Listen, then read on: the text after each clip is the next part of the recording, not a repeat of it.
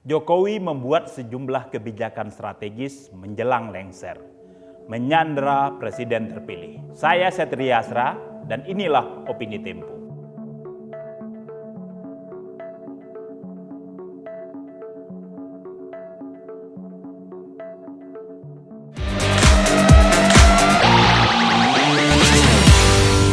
Joko Widodo bukan Imran Khan, Perdana Menteri Pakistan periode 2018 hingga 2022 yang masuk penjara karena membocorkan rahasia negara. Tapi dalam satu hal, keduanya mungkin punya kemiripan, yakni sama-sama pemimpin populis yang berupaya terus menjaga popularitas dan pengaruh di akhir masa kekuasaannya, bahkan mungkin setelahnya.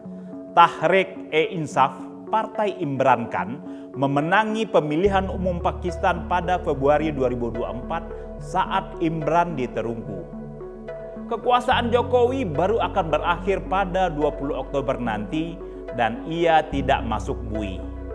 Tapi praktik cawe-cawe, juga turne dan tebar pesona kepada publik yang dijalankan meyakinkan banyak orang. Ia tidak ingin kehilangan cengkeraman di pemerintahan baru nanti. Beberapa bulan menjelang lengser, dia melakukan banyak hal yang tak seharusnya ia lakukan sebagai presiden yang segera pensiun. Ia misalnya mencopot menteri yang tidak mendukung koalisi yang memenangkan pasangan Prabowo Subianto dan Gibran Rakabuming Raka, anaknya. Ia menciptakan pos baru dalam kabinet, seperti Badan Gizi Nasional dan Kantor Komunikasi Kepresidenan. Ia juga cawe-cawe dalam penetapan calon komisioner Komisi Pemberantasan Korupsi. Dalam hal yang pertama, Jokowi ingin memberi kesan bahwa ia mengamankan pemerintahan baru. Politikus Partai Demokrasi Indonesia Perjuangan di kabinet ia copot. PDIP adalah satu-satunya partai yang belum bergabung dalam koalisi Indonesia Maju Plus, setelah Partai Nasdem, Partai Kebangkitan Bangsa, dan Partai Keadilan Sejahtera yang juga tak mendukung Prabowo ikut merapat. Penggantian Menteri Hukum dan Hak Asasi Manusia, Yasona Lauli dari PDIP, dengan politikus Partai Gerindra, Supratman Andi Aktas, misalnya dilakukan agar pengesahan hukum sejumlah kementerian tak terhadang menteri yang tidak sehaluan. Pembentukan lembaga baru di kabinet boleh jadi juga dilakukan untuk tujuan serupa, memuluskan jalan presiden terpilih. Sepintas mulia, Jokowi sesungguhnya sedang mendikte Prabowo.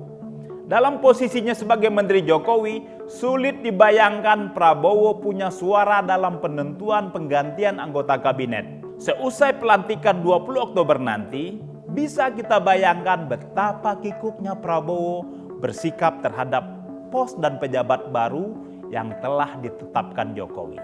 Cawe-cawe Jokowi kian merepotkan dalam perkara pemilihan komisioner Komisi Pemberantasan Korupsi periode 2024-2029. Jokowi memulai proses pemilihan di KPK pada Mei lalu dengan membentuk panitia seleksi yang didominasi orang-orang yang dikenal dekat dengan istana. Melewati proses pendaftaran sampai seleksi tuntas pada akhir September lalu, Jokowi menerima 10 kandidat dari panitia seleksi yang selanjutnya diserahkan kepada Dewan Perwakilan Rakyat. Calon-calon akan ikut tes uji kelayakan dan kepatutan untuk kemudian dipilih 5 komisioner.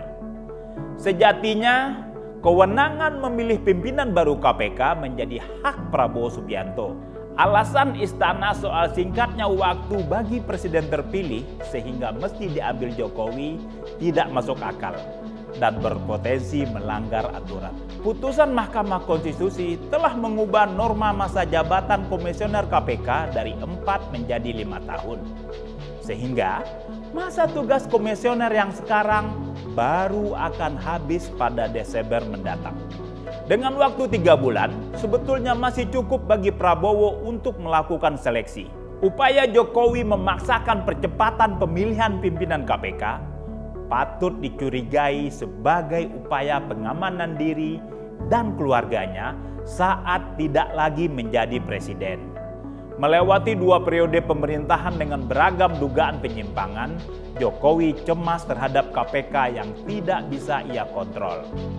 Sebagai pemimpin lemdak, istilah dalam khazanah ilmu politik untuk presiden yang kekuasaannya segera berakhir, Jokowi seharusnya tidak mengambil kebijakan strategis. Fatsun ini selayaknya dijalankan agar presiden baru leluasa mengatur pemerintahannya tanpa tersandera oleh keputusan menit terakhir presiden lama. Penghormatan Jokowi kepada presiden terpilih harus ditunjukkan jika tak ingin dicap sebagai pengidap post-power syndrome. Simak opini dan liputan selengkapnya hanya di majalah.tempo.co.